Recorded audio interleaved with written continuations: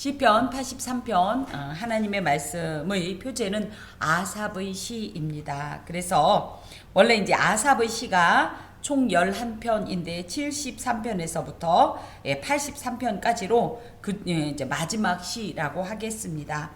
시편에 수록된 총 36편의 비탄시 중의 하나로서 에돔을 비롯한 주변의 10개국에 이런 이방 동맹국들이 여호사밧 통치하에 유다를 침공한 역사적 사건, 이게 이제 역대하 20장 1절에서 30절에 나와 있는데 그것이 이제 저작의 배경이 되는 거죠. 방금도 말씀드린 것처럼 이건 비탄시입니다. 탄식하면서 하나님의 도우심을 구하는 정말 이 애절한 호소를 담은 시임에도 불구하고 저주의 성격이 굉장히 강한 저주시의 성격도 띠고 있습니다. 무엇이냐면 하나님의 택한 백성을 멸하려 드는 원수들의 악한 도모에 대해서 하나님께서 그러니까 그들에 대해서 구체적으로 그들의 이름을 낱낱이 기록하면서 고발하고 그들을 하나님께서 과거에 이스라엘의 원수들을 징벌하신 것처럼 이번에도 심판하여 주옵소서. 그러면서 이제 저주 시편이긴 한데 마지막에 일종의 반전이라면 반전이 무조건 원수들을 징벌하고 민족을 구원해 주소서만 한 것이 아니라 마지막에 우리가 보면 그들이 하나님께로 돌아오게 하소서. 이런 기도를 드리는 독특한 그런 구조를 가지고 있습니다. 봅시다. 하나님이여 침묵하지 마소서. 하나님이여 잠잠하지 마시고 조용하지 마소서. 하나님에게 마치 명령하는 것 같지만 이건 간청의 형식으로서 하나님이 하지 말아야 할 일이 있어요. 그게 뭐냐고 했더니 뭐예요? 침묵하지 마소서. 띠마라고 하는데요. 멸절하다, 멸망하다. 이건 무슨 얘기냐면 시체가 죽으면 반응을 해요, 안 해요? 그런 것처럼 외부의 자극에 아무런 반응이 없는 상태인 것 같은 하나님의 현재의 모습을 멈추소서. 무슨 얘기예요? 우리가 드리는 이 기도를 들어주시고 그간에 응답하셨던 것처럼 속히 응답하소서. 이 기도를 이렇게 드리고 있습니다.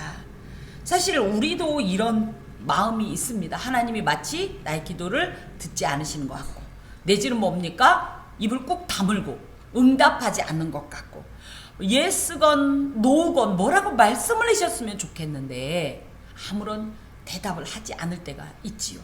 그때 우리는 뭐라고 합니까? 속히 응답해 주소서도 있지만 하나님 대답 좀 해주세요. 응답 좀 해주세요.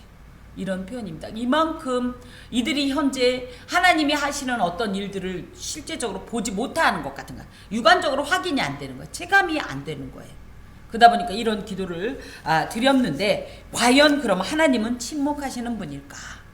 어떻게 생각하세요? 하나님은 대답을 안 하시는 분이십니까? 우리가 조금 더 성숙한 믿음으로 해석을 하자면 하나님의 침묵도 응답이다. 무응답이 아니야. 하나님이 대답을 안 하신다라는 것은 그럴 이유가 있어서 대답을 안 하시는 건데 우리는 왜 대답을 안 하냐고. 그것도 대답이다. 우리가 예스가 대부분이 하나님의 대답이라고 생각합니다. 노는 뭐라고 생각해요? 하나님이 대답을 안 해줬다고 생각해요. 내 뜻에 맞는 예스면 하나님의 응답이고 내 뜻에 맞지 않는 노면 응답이 아닙니까? 그러면 내가 하나님 해야 돼요. 하나님은 우리의 종이 아닙니다. 우리의 판단이나 우리의 선택에 단순한 이 지지자가 아니에요. 뭐예요? 그분은 주권자예요. 주관자예요. 당신이 예스 할 수도 있고 노 할 수 있는 이런 권한이 있고 워낙은 그분이 예스와 노를 결정하고 우리는 그것을 팔로잉 해야 되는 그런 자들인데 인간들은 교만해서 뭐라 그래요? 하나님 보고 그러면 뭐하러 기도해? 내 뜻대로 응답 안 하는 건 대답 안 하고 실행하지 않으면 뭐하러 기도해? 이렇게 기도해놓고 내 뜻대로 맞지 않으면 내 뜻과 맞지 않으면 뭐라 그래요? 하나님이 응답하지 않으셨다? 나는 이렇게 해달라고 기도를 했어요. 근데 조금 이따 하나님이 이런 응답을 주셨어요. 그럼 어떻게 해야 돼요? 이 응답을 다시 기도해야 돼요. 그런데 대부분이 어떻게 생각해요? 방금 내가 기도했는데 이런 일이 있어. 이건 마귀의 시험이야. 아니요. 나중에 보면 그거였어. 하나님의 이 응답에 대해서 우리가 제대로 된 어떤 개념을 가지고 있어야 되고 하나 더 무응답은 없다는 거예요. 우리가 느끼기엔 침묵이지요. 근데 침묵도 뭐다? 응답이다. 때로는 지금 대답해주면 안 되니까 시간을 미루기도 합니다. 지금 상황에선 차라리 하나님이 가만히 계시는 게 응답이니까 우리가 이래야 되는데 왜 응답을 안 하시냐고 하나님의 막 목을 졸라가면서 대답을 해! 어서 말을 해! 이런 기도의 방식은 결코 온전한 신앙이 아닙니다. 도하여서 일본의 유명한 크리스찬 작가인 엔도 슈샤쿠라는 분의 소설이 이제 있는데 그게 침묵이에요. 그 중에 이런 내용이 있다고 해서 소개합니다. 2명의 천주교 신자를 처형하기 위해 해변가에 2개의 십자가가 세워졌습니다. 끝까지 이 사람들은 예수를 하나님을 부인하지 않고 이 순교를 이제 당하게 된 거예요. 그것을 멀리서 바라보던 이 신부님께서 그들을 살려주시기를 하나님께 간절히 기도했어요. 그런데 아무리 기도해도 기적이 일어나질 않아요. 그러면서 이 사람들은 죽어가고 있습니다. 그래서 하나님께 이제 호소합니다. 하나님, 왜 이 시간에 당신은 침묵하고 계십니까? 그랬더니 하나님께서 조용히 이렇게 말씀하십니다. 나는 지금 침묵하고 있는 것이 아니라 저들의 고통과 함께하고 있다. 살려주시는 것도 하나님의 응답입니다만 지금 내가 있는 이 현장에 나와 함께 울고 가슴을 치고 근심하고 방책을 찾아보고 하는 이 현장에 당신이 임마누엘의 약속과 역사를 함께하는 게 진정한 우리가 구하는 하나님의 모습이죠. 그래서 여러분 혹시 하나님의 침묵을 만납니까? 하나님은 나한테 무관심한 게 아니에요. 오히려 그 어떤 때보다 가장 가까이에서 지금 나와 이 현장을, 이 시간을 함께하고 있다. 이런 믿음의 고백을 하셔야 합니다. 또 뭘 하지 말라고 그랬냐면 잠잠하지 마소서. 잠잠하다라는 것도 비슷한 말이긴 한데 하라쉬라는 말로 기도에 대해서 응답이 없는 것을 말합니다. 이건 실제적인 이 하나님의 모습은 아닙니다. 하나님은 나의 작은 신음에도 응답하시고 보고 들으시고 반응하시는 그런 분이세요. 하지만 우리가 느낄 때 하나님의 백성들이 기도하는데도 불구하고 마치 귀를 막고 계시거나 못 들은 척 하는 것 같은 느낌이 있으니까 이런 고백은 하지만 하나님은 결코 그런 분은 아닙니다. 그리고 또 조용하지 마소서. 이거는 조용하다는 게 침묵과 같은 말이 아니라 샤카트라는 말로 손을 까딱하지 않는다는 뜻이에요. 그러니까 우리가 생각하는 어떤 도움이나 기적의 역사가 없으면 하나님이 아무것도 안 하는 거예요. 하나님은 지금 이 기적을 이루기 위해서 다양한 상황들 속에서 지금 이 기적을 하나의 이 목표로 해서 일하고 계세요. 그래서 어느 날 우리에게 탁 이 기적이 오는 거예요. 근데 우리는 어느 날 갑자기 뚝 떨어진 줄 알죠. 그런데 보면 뭐예요? 그 전에 이런저런 저런 이런 실타래가 다 있었다는 것을 알게 됩니다. 제가 그런 체험을 한 것이 여러 번 말씀드렸을 거예요. 이 말씀은. 근데 이런 구체적인 얘기를 드렸는지 모르겠어요. 신학을 하나님께서 하라고 종용을 하셨을 때 제가 울며 불며 드렸던 말씀이 하나님 돈이 없습니다. 단순한 돈이 아니라 뭐 학비는 물론이거니와 난 차비도 없습니다. 또 한 가지 학교에 가도 난 밥을 사 먹을 돈이 없습니다. 그리고 하나 더 내가 신학을 하게 되면 우리 집은 생활이 안 됩니다. 지금 것도 계피가면 가스가 끊기고 전기가 끊기고 수도세가 밀리고 그러면서 살아왔는데 여기에다가 저까지 손을 떼면 우리 집은 망합니다. 하나님 제발 이 모든 상황을 하가마사 당신의 뜻을 돌이켜달라고 그렇게 기도를 했는데도 당신은 그냥 진행을 하셨어요.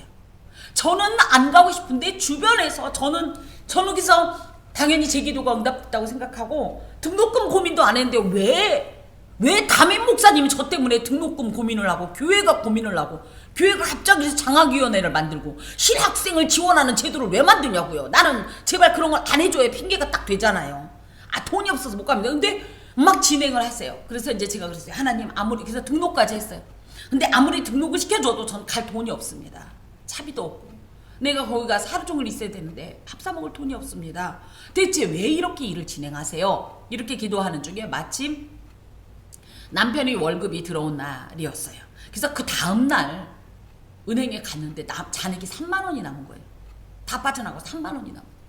제가 그래서 그 3만 원마저 또 누가 빼갈까봐 우리 그런 때 있죠. 그래서 그걸 빼가지고 오면서 너무너무 기가 막힌 거예요. 아니 이걸 갖고 한 달을 살아야 되고 나 학교도 다니라고 하나님이 그러고 나보고 어쩌라는 건가.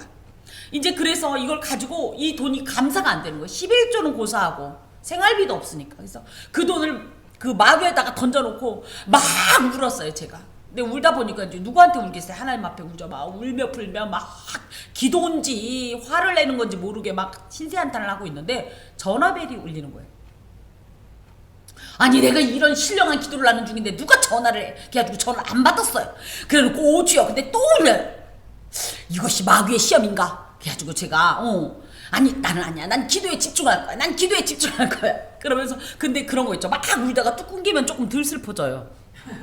막 울다가 한 번 끊겼어요. 조금 덜 슬프더라고요. 그래서 조금 정신을 차리면서 하나님 그러니까 차분하게 얘기를 해보자고요. 어쩌고 하는데 끊겼다. 또 전화 오는 거니까 에이 하나님 나 전화 좀 받고 올게요. 제가 그러고 여보세요 했더니 아이고 집사님 전화를 왜 이렇게 안 받아요? 이게 무슨 일인데요 권사님?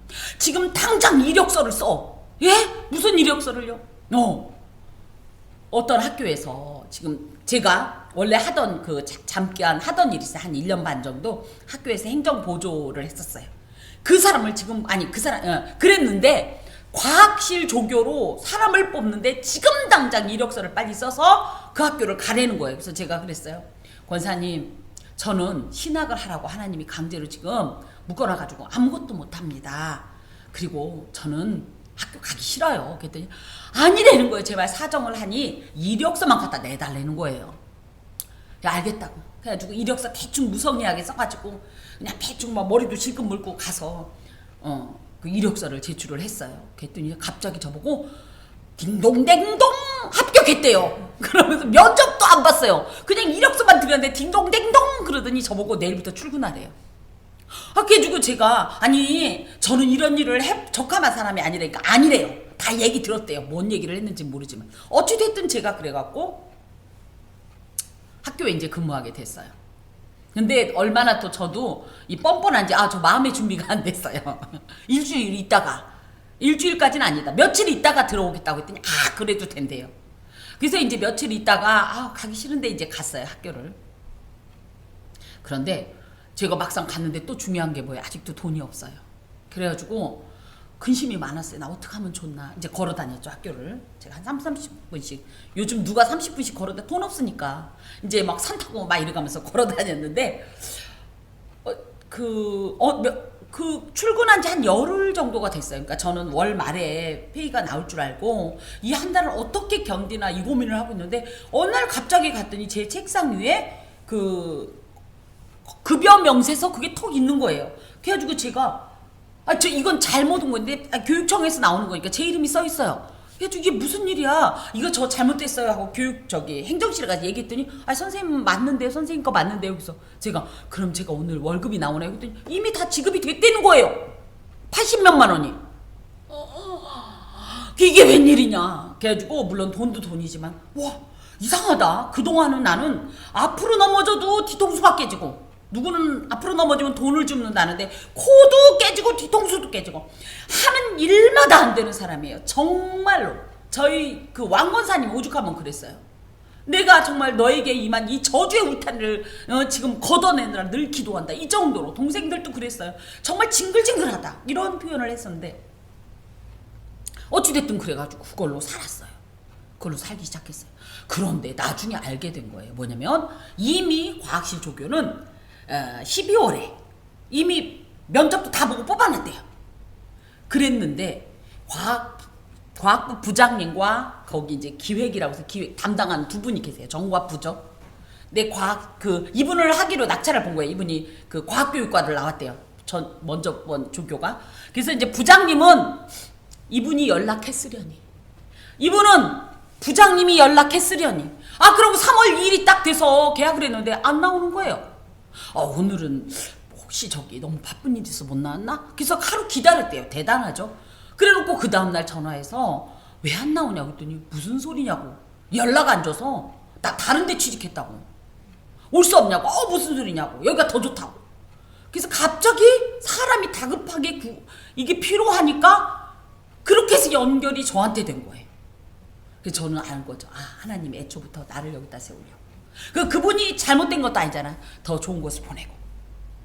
저는 아무것도 모르는데 벌써 몇 달 전에 일 진행이 그렇게 되어 온 거예요.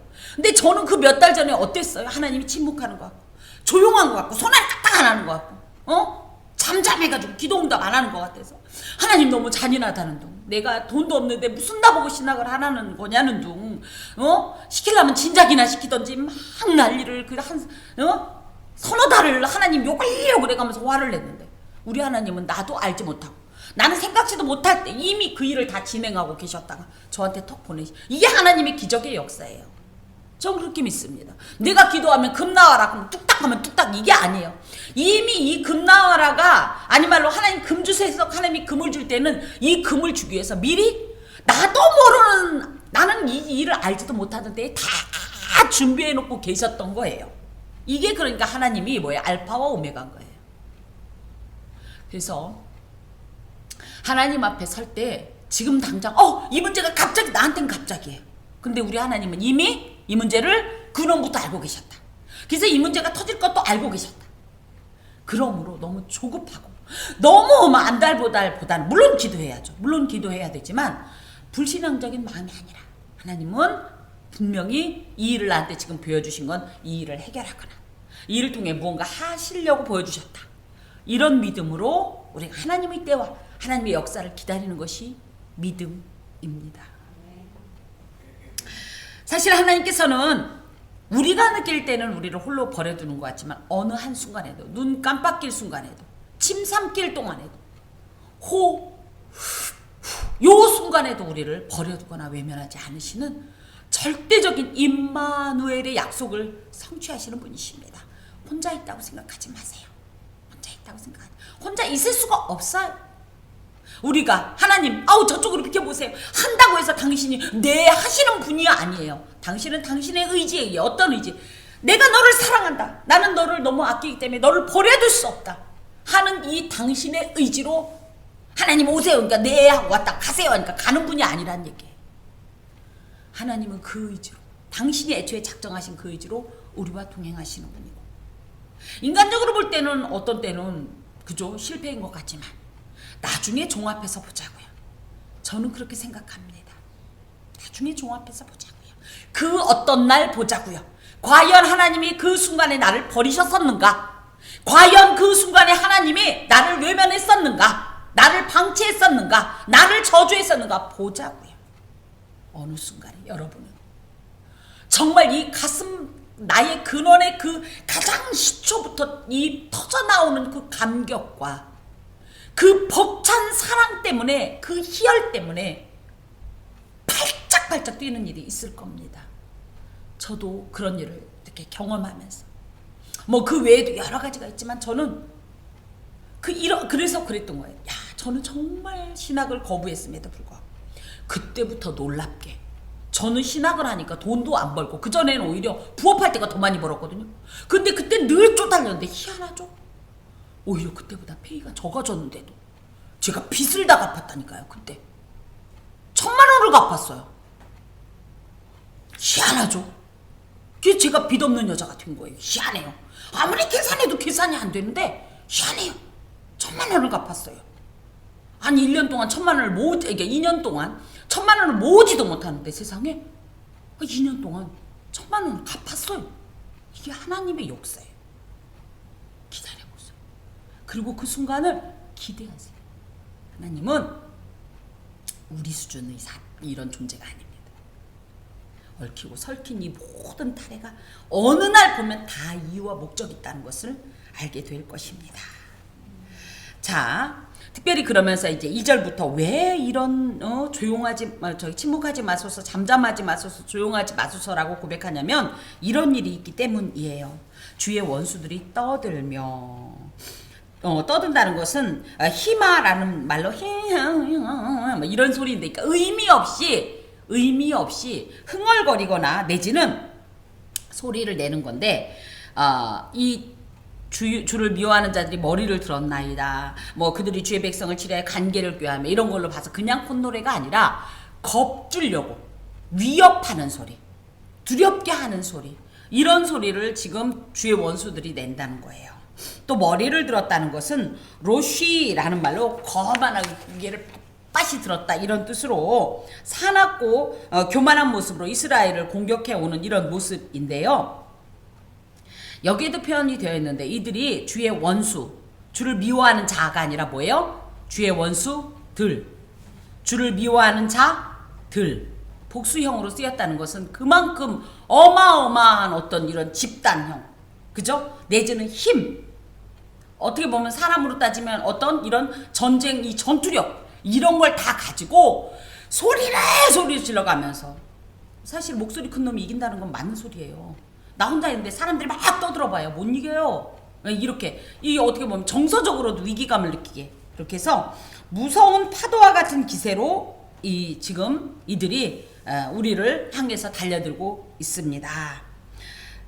이제 둘 다 똑같은 거예요. 주의 원수들, 주를 미워하는 자들이 둘 다 이제 미워하다, 적대시하다, 가증히 여기다이긴 한데 여기서 조금 독특한 표현이 있어요. 왜 이스라엘의 원수고 이스라엘을 미워하는 자들인데 주의 원수고 주를 미워하는 자들이라고 표현했을까요?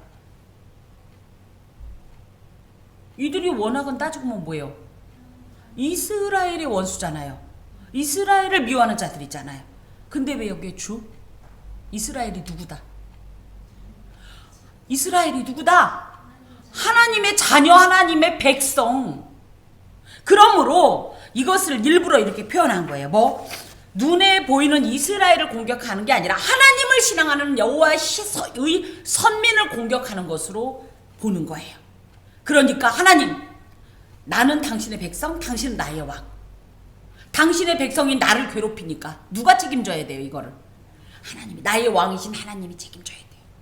하나님이 이 전투에 당연히 개입하셔야 되고 이 전투에서 당신이 전쟁하셔야 되는 의무가 있다는 것을 의도적으로, 이게 마치 미루는 게 아니라 이게 사실은 진정한 믿음의 고백입니다. 우리 삶 가운데 우리가 할 수 있는 일이 뭐가 있어요? 그죠? 우리가 할 수 없으면 말면 돼요? 그럴 수도 없잖아요. 그럴 때 뭡니까? 나와 하나님의 관계가 무엇이고 이 상황에서 내가 어떤 것을 근거로 하나님께 구하는지를 분명히 알고 구해야 합니다. 특히 여기에 복수형이라는 것은 수없이 많은 어려움들을 함께 표현합니다. 그러니까 문제가 하나 생기면 하나만 해결하면 끝나요. 근데 희한하죠? 하나 생기면 이상하게 고구마 덩어리도 아니고 하나 뽑으니까 막 우수수수수 막 이 문제는 저렇고 그때 그랬고 이래서 저랬고 저래서 이랬고, 아니 그게 하나 나오면 어떻게 해결해 보겠는데 한 번에 몰려오는 거. 우리 인생도 그렇지 않아요? 한 번에 몰려와요. 그래서 어찌할 바를 모를 때 그때 우리는 무엇 해야 됩니까? 하나님을 부르는 거예요. 1절에 보면 하나님이여 침묵하지 마소서, 하나님이여 잠잠하지 마시고 조용하소서 할 때 같은, 우리 표현으로는 같은 하나님인데 첫 번째 하나님이여 침묵하지 마소서는 엘로힘을 표현해요. 엘로힘입니다. 전능자시여. 침묵한다는 건 뭐라고 했어요? 시체가 아무런 반응을 안 보이는 것과 같다고 그랬죠. 그러니까 전능하신 하나님이 반응을 보이면 이건 끝났다는 거예요. 거기다 대고 두 번째 하나님은 뭐냐면 강한 힘을 가지고 있다라는 엘을 의미해요. 엘. 우리 지난주에도 너희들이 6절에 보니까 신들이며 라고 했던 이 신이라는 표현이 엘이라는 표현이에요. 그래서 뭡니까? 굉장히 강한 이런 분이기 때문에 이런 분만 개입하면 이 모든 문제는 해결될 수 있다. 그래서 두 개의 신명으로 하나님 앞에 이제 기도하면서 그들이 주의 백성을 치려하여 간계를 꾀하며 주께서 숨기신 자를 치려고 서로 의논하며. 주의 백성이라는 거예요. 우리가 누구? 하나님 새끼. 저는 백성이라는 이런 약간, 백성 그러면 약간 공식적인 것 같아서, 하나님은 누구? 내 아빠. 나는 누구? 하나님 새끼. 하나님 딸. 전 그 표현이 너무 좋아요.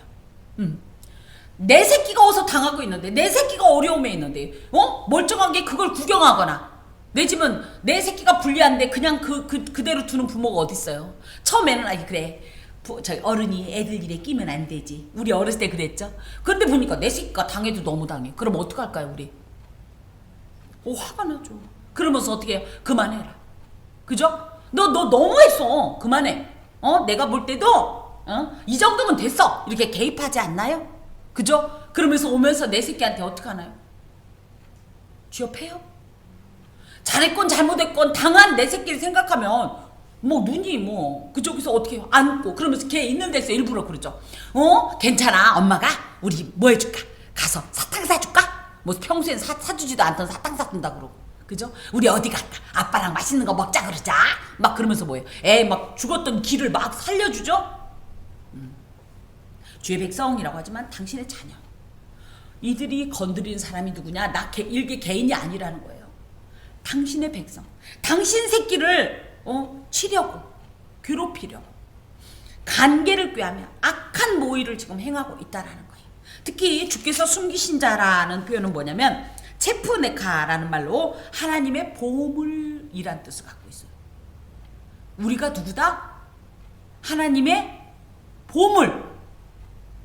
하나님의 보물 같은 하나님 새끼들이 우리의 쟤들이 우리가 누군지 모르네. 우리가 누군데? 우리 아빠는 하나님이야. 나는 누군데? 하나님 보물이야. 우리 아빠 보물인데 나를 건드리네요. 이것들이 나를 괴롭히려고 지들끼리 모여서 지금 짝짝꿍을 하고 있네요. 하나님, 이 정도의 영적 자존감을 가지세요, 여러분.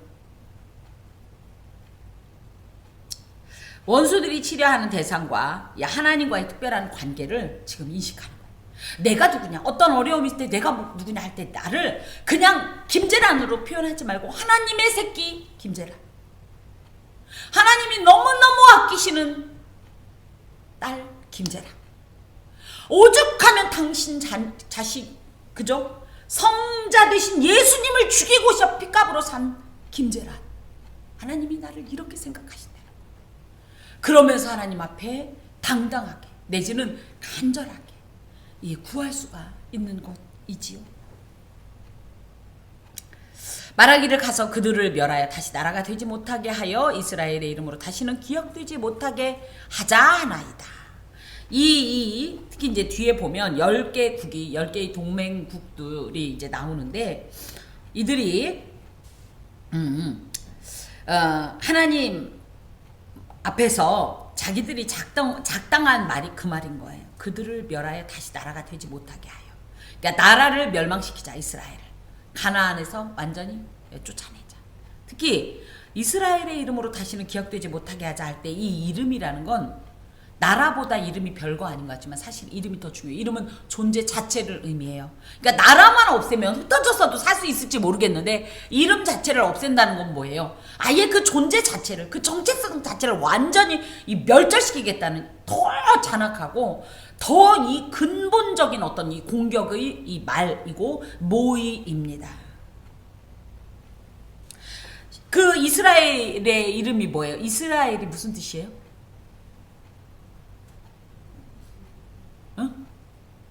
이스라엘이 무슨 뜻일까요? 뭐 하나님과 겨루어 이겼다 뭐 이렇게 하지만 굳이 얘기하면 하나님 새끼라는 얘기예요. 하나님 새끼. 우리가 누구예요? 이 새끼 저 새끼 그 새끼 말고 저는 그 새끼라는 표현이 저는 너무 사실은 개인적으로 너무 정감 있고 모르겠어요. 사적인 이 기억이지만 저희 어머님께서 그 친할머니에게서 엄청나게 핍박을 받으셨죠. 자, 딸만 낳았다고. 그럴 때 내쫓김을 여러 번 당했어요. 저희 어머님 나가라. 거기다 대고 젊은 년이 서방까지 잡아먹었으니까 기어 나가라. 그럴 때 저희 어머님이 제가 기억하기로는 저희 막내를 업고 그리고 제 손을 꼭 잡았어요. 왜 그랬냐고 했더니 어머님이 나를 지켜야 제가 제 동생들을 지킬 수 있다라고 생각을 했대요. 그러면서 이제 그 막내를 업고 저 손을 잡고 돌아보면서 나머지 셋은 너무 불안한 거예요. 그때만 해도 엄마가 떼놓고 도망가는 집이 많았어요. 그럼 마루 끝에서 이 셋이가 눈을 떼글떼글 하면서 막 기다리고 있어요. 불안하죠. 그럴 때 저희 어머님이 했던 말이 그거예요. 새끼야, 새끼야. 엄마는 절대 너희 안 버린다. 엄마는 절대 하나님이 나를 안 버렸다. 나도 너희를 안 버린다. 기다려라. 엄마가 가서 자리 잡으면 온다. 기다려라. 울지 마라. 기다려라. 새끼야, 내 새끼야. 그럴 때 이 새끼라는 표현이 막 가슴에 콱콱 와닿는 거예요. 그래, 맞아. 그 말씀을 하시더라고요. 어린 시절에 저희 어머님이 이제 계모 밑에서 자랐음에도 불구하고 하나님은 당신을 버리지 않았다는 이게 너무 강해서 그 혼자 되셨을 때도 늘 생각했대요. 내가 하나님을 믿는 사람이기 때문에 절대 나는 당신이 나를 안 버렸기 때문에 나도 이 새끼들 못 버린다. 안 버린다. 그런 마음이었다는데 그때 그 새끼야 걱정하지 마라. 엄마가 다 자리 잡고 다시 돌아온다. 그러고 엄마가 멀리 떠난 건 아니에요. 그 동네에서 밤새 걷다가 새벽에 집에 다시 들어갔어요. 그러긴 했지만 저는 그때 그 새끼야가 그래서 지금도 하나님 새끼라고 표현하면 절대 이 사랑의 끈이 끊어지지 않는 이 감정이 저 개인적으로 있어요. 그래서 새끼라고 그러는 거지. 또 제가 새끼라고 그랬더니 또 우리 목사님은 그냥 강단에서 맨날 이 새끼 저 새끼 한다고 그렇게 얘기하면 안 돼요. 우리는 누구다? 하나님 새끼다. 하나님 보물이다. 보물. 그래서 니들이 이런 악한 것으로 한 마음으로 의논하고 주를 대적하여 동맹해도 결코 망하지 않는다. 이런 확신을 가지십시다. 누가 괴롭혀도 어떤 일이 나를 위태롭게 하고 겁박해도 우린 누구다? 하나님 새끼 못 건드려. 그래 지금 당장은 일시적으로 나를 흔들 수 있겠지. 나를 실망시킬 수 있겠지. 나를 울게 하겠지. 나에게 상처를 주겠지. 하지만 나는 누가 관리하는? 우리 하나님이 관리해. 우리 하나님의 사랑의 품 안에 안긴 하나님 새끼야. 두고 봐라. 길게 보자. 나중에 보자. 그렇다고 이 막 박박 갈 필요 없어요. 그냥 우리는 하나님의 사랑 안에서 누리면 되는 거지요. 자, 이들이 이런 표현을 했다라는 거예요. 다시 나라가 되지 못하게 하고 이스라엘의 이름으로 다시는 기억되지 못하게 하자. 그러면서 그들이 한 마음으로 의논하고. 이건 무슨 얘기냐면 평소에는 사이도 안 좋던 것들이 나쁜 짓 하려니까 모인 거예요. 똘똘 뭉쳤어. 이런 행동들이 언제 있었냐면 예수를 십자가에 못 박기 전에 헤롯과 빌라도가 전에는 원수더니 당일에는 친구더라. 둘이가 아주 나쁜 일 할 때는 막 마음이 쫙쫙 맞는다는 그런 표현이 실제적으로 여기에 들어있는 겁니다. 자, 그런데 그 뒤에 보면 주를 대적하여 서로 동맹하니.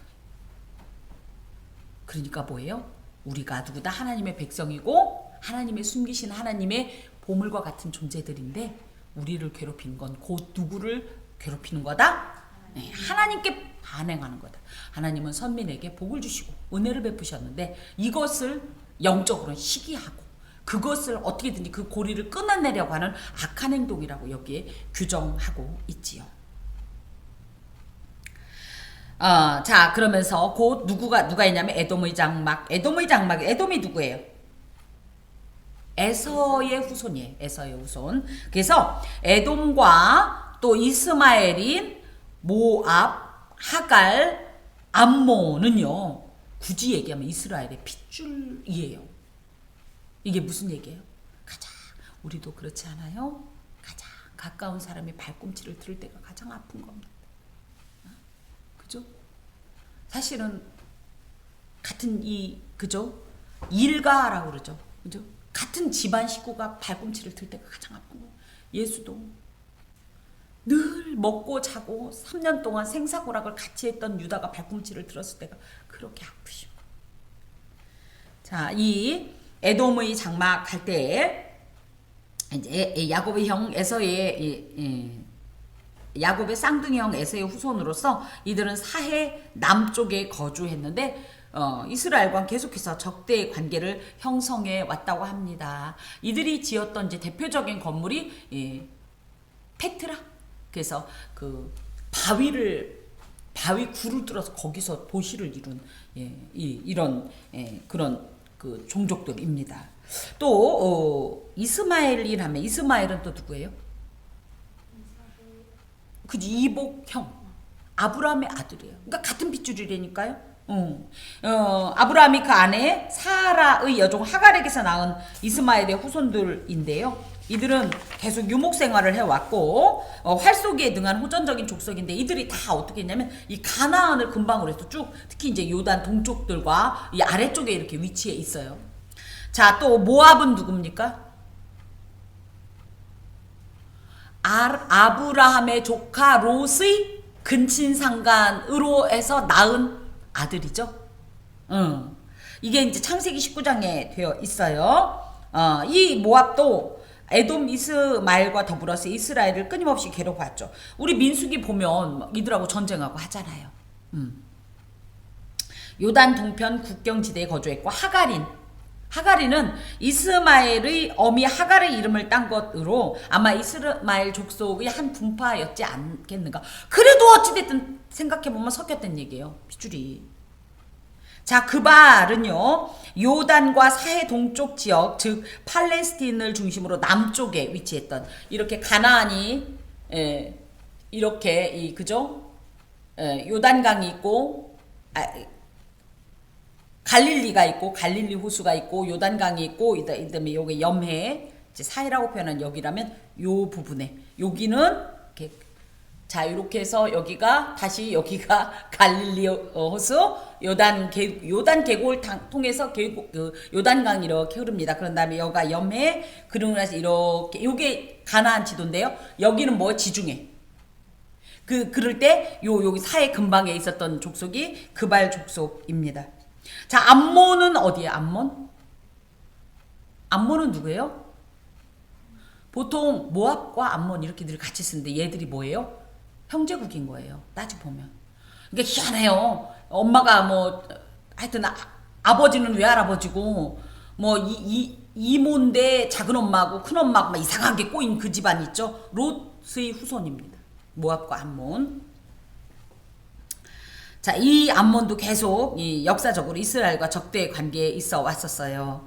자, 아말렉은 에서의 아들 엘리바스가 그의 첩 딥나에게서 낳은 아들의 후손, 창세기 36장에 나와 있는데요. 이들도 이 아말렉이 뭐예요? 그래서 전투하잖아요. 출애굽기 17장에 보면 이 아론과 훌이 모세 손 들었다 내렸다, 이게 아말렉 전투예요. 이게 이스라엘하고 계속 적대적인 어떤 이런 관계를 형성했었죠. 요거 지금까지는 주로 지중해 쪽에서 이거는 요단 동편 쪽에 있는 이제 이스라엘의 주변국들이었고, 이제 여기 보면 블레셋이 있습니다. 블레셋은 아까 저를 보세요. 여기가 갈릴리 호수, 요단강, 그 다음에 염해, 그럼 이렇게 해서 지중해, 여기에 있던 애들이 블레셋이에요. 이 블레셋 얘기는 특히 사사기에 되게 많이 나와요. 이 블레셋은요 어떻게 나라가 형성이 됐냐면, 에게해에 위치한 크레테 섬, 그라데 사람이라고도 하는데, 크레테 섬이라는 게 그리스계예요. 백인이에요, 백인. 에서 이스라엘의 출애굽을 전후한 시기에 대대적으로 이주해 와서 그랄 지역을 중심으로 활동했었어요. 특히 이 블레셋 쪽은요 평야지대예요. 그래서 이스라엘의 이 지도를 보면, 자, 여러분이 보면 이렇게 맞아. 얘가 갈릴리, 요단 계곡, 여기가 이제 염해, 그리고 여기가 블레셋. 여기가 유다, 이 산지고 유다 계곡이라고 그래요. 그러니까 이스라엘이 워낙 이게 가나안 땅인데, 중요한 건 파란 데는 다 누가 먹었어? 블레셋이 거의 다 먹고요. 블레셋은 평야지대고요. 얘는 그래서 유목 생활을 할 수밖에 없었어요. 이게 이제 블레셋입니다.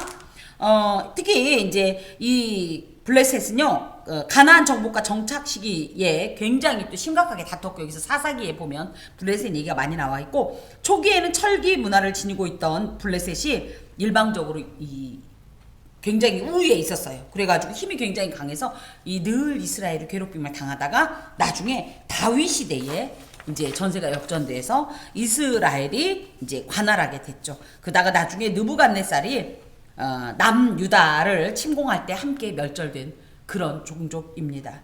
두로 사람이 나옵니다. 두로 사람은 시돈과 마찬가지로 해상 무역이 발달한 고대 이 베니게는 페니키아를 말해요. 고대 페니키아의 주요 항구 도시였고요. 당시에 솔로몬이 성전 지을 때 두로 사람 히람이 백향목을 주고 막 그러죠. 이 이름이 다 이렇게 연결이 돼요. 그래서 성전 건축에 많은 도움을 주다가 분열 왕국 이후엔 서로 경쟁적 관계였고, 오히려 예루살렘 멸망 시에는 이를 기뻐하는 이런 모습이어서 이사야서에서 보면 하나님께서 막 두로에 대해서 가만두지 않겠다, 막 이런 표현을 쓰십니다. 자, 또 아수르는 뭐예요? 아수르는요 특히 그 고대 이 중동 지역에 있어서 그 당시에 초강대국, 지금으로 말하자면 거의 미국과 같은 그런 나라였습니다. 이 아수르는 어마어마한 초강대국 대제국인데도 불구하고 뭐예요? 이들이 동맹에 연합을 해가지고 이들에게 물자적으로나 막 이런 걸 힘을 막 보태줘가면서 뭘 하고 있어요? 이스라엘을 괴멸시키기 위해서 이런 행동을 하고 있다라는 거예요. 얼마나 지금 이스라엘이 크지도 않은 이 나라가 이 주변국들로부터 그 심지어 아수르로부터 위협을 당하는 이런 상태에서 얼마나 절대절명의 위기감을 느꼈겠습니까? 이들이 다 롯 자손의 도움이 되었나요? 롯 자손이 누구예요?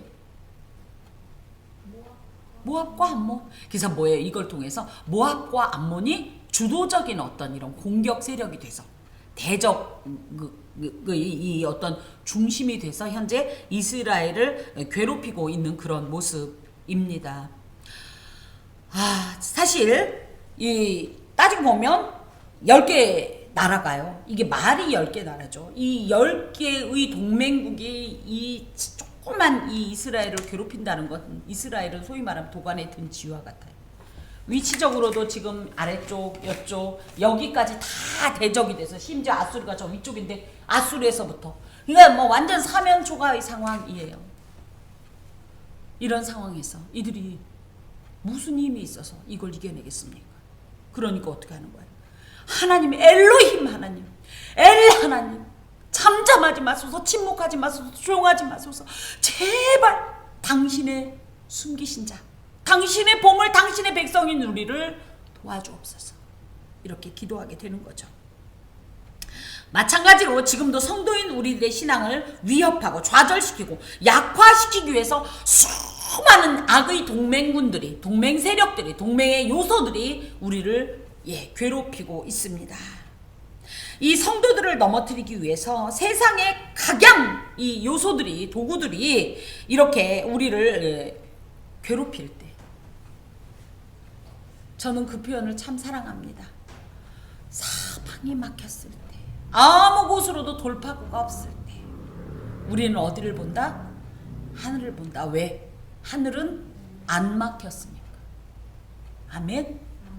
다 막혔어도 어디는 안 막혔다? 하늘은 안 막혔다. 이게 무슨 얘기예요? 아무것도 못해도 뭐를 할 수 있다? 기도를 할 수 있다. 아무것도 못해도 뭐를 할 수 있다? 하나님을 부를 수 있다. 하나님의 도움을 구할 수 있다.